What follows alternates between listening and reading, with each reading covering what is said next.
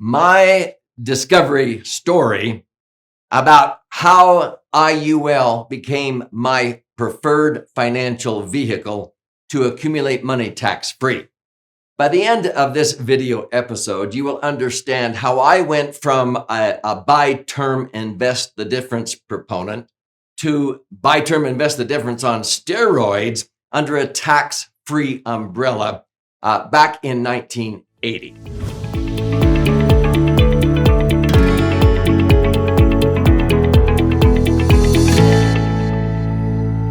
So I began in 1974. Yep, I'm an old geezer. I turned 70 this next year. And by the way, I do not color my hair. People on my YouTube channel always ask, oh, he colors his hair. No, I don't. I guess I must have genes where I'm slow in turning gray, which is awesome to me. But I began in 1974, and I got married that year to my high school sweetheart, Sherry.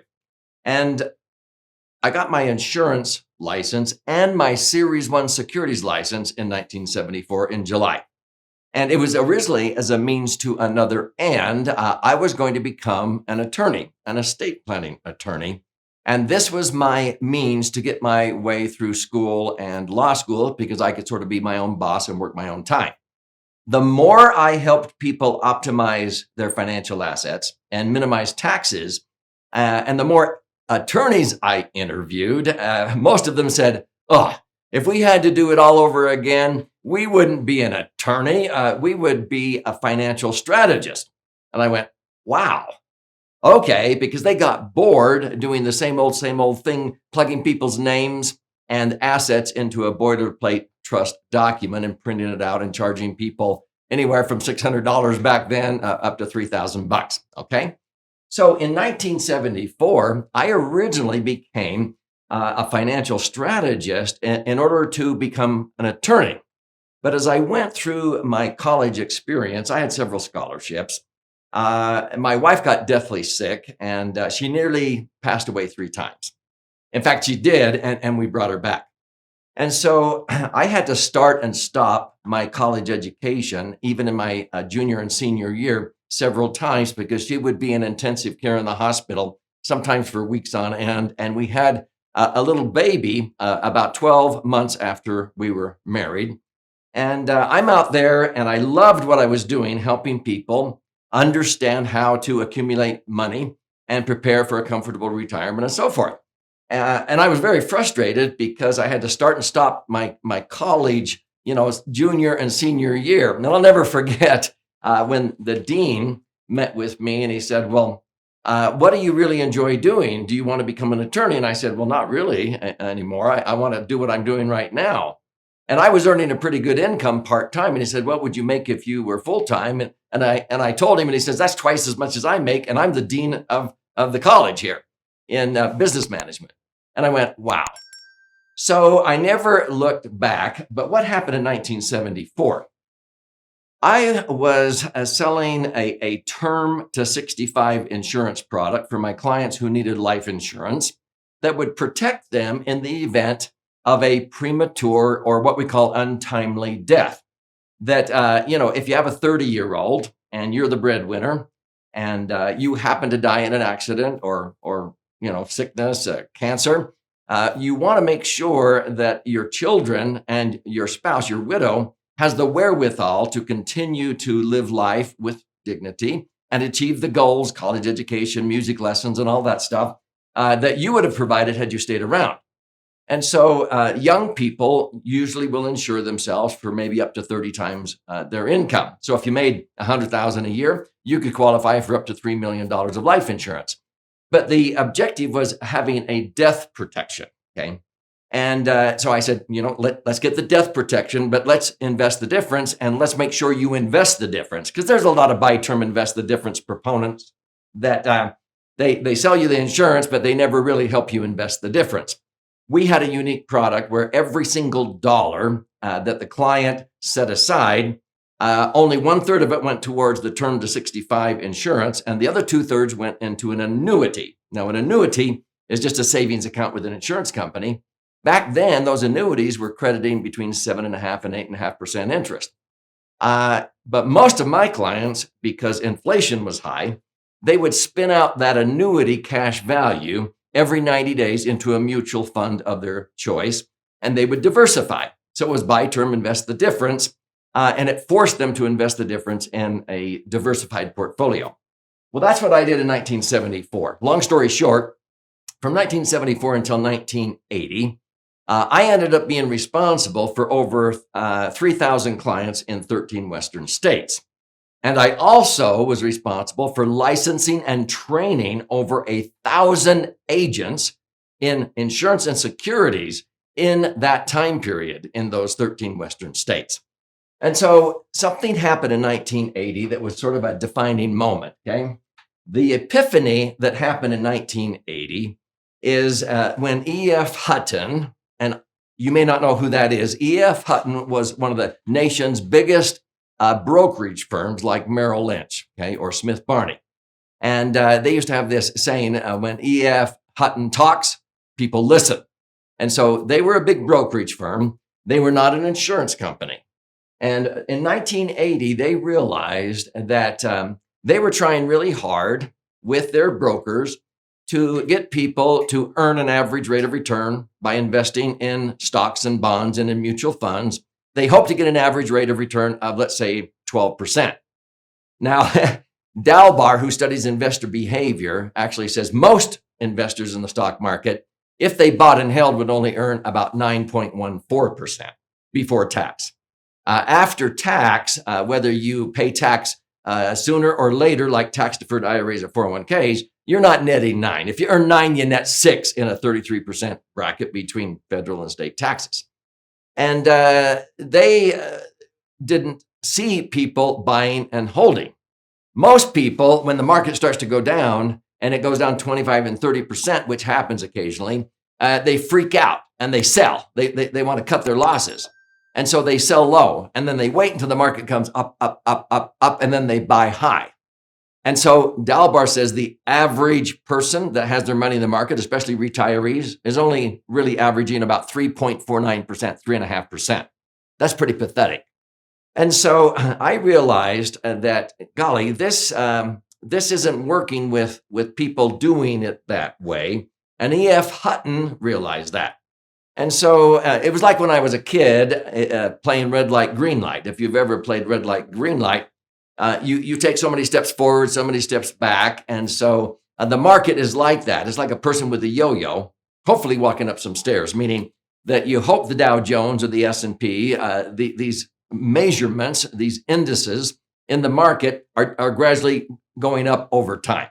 But there are periods of time like the year 2000 to 2012 where that person with a yo-yo was walking across a flat surface. The Dow Jones, the S&P was basically where it was 12 years earlier in 2000 and 2012. We call it the lost decade. And so E.F. Hutton said, golly, even if we were to average 12%, you take 12 steps forward, 4 steps back in tax, another step back in fees. If we really did earn 12% for our clients, they're only going to net 7% after taxes and fees. They said, we can do better than that. So it was E.F. Hutton that was the brainchild behind the emergence of universal life. And I explained on other episodes the history behind this. But basically, they said, golly, the multi-trillion-dollar insurance industry is not only the backbone of America, but the backbone of the world. This is where banks and credit unions put 30 to 40% of their tier 1 assets for liquidity and safety. And so they said, let's just bypass the middleman. Let's have people put money directly into an insurance company, but let's do the opposite. Instead of trying to get X amount of insurance for the least premium to use it for death, let's flip it. Let's put in the most money the IRS will allow us to put in and take the least amount of insurance the IRS will let us get away with. And this turns into a living benefit, a tax-free cash cow. And so that was in 1980. It wasn't whole life insurance. It wasn't term. See, whole life was designed to put in a level premium, a higher premium than term, because you're overpaying the early years and underpaying the later years, so you can have life insurance death benefit coverage your whole life. They said, wait a minute, let's use life insurance for living benefits, okay? It's the only vehicle in the Internal Revenue Code that allows you to accumulate money tax-free and then be able to access the money tax-free. And when you die, anything left in there blossoms and transfers tax-free. But they made the primary objective of universal life for living benefits. It was like buy term, invest the difference on steroids, because I was investing the difference so people would have the money so they could let go of insurance later in life when it got too expensive. This actually showed you how you could self-insure and replace the insurance with your own money. And it was a huge epiphany. So that happened in 1980. Now, in 1997, that's when indexed universal life was introduced. So what is that? See, universal life in 1980, interest rates were high. So on my first universal life policies and my clients, and they were never happier than when I got their money out of the market, I never earned less than 11.75%. I mean, CDs at banks were paying 10, okay?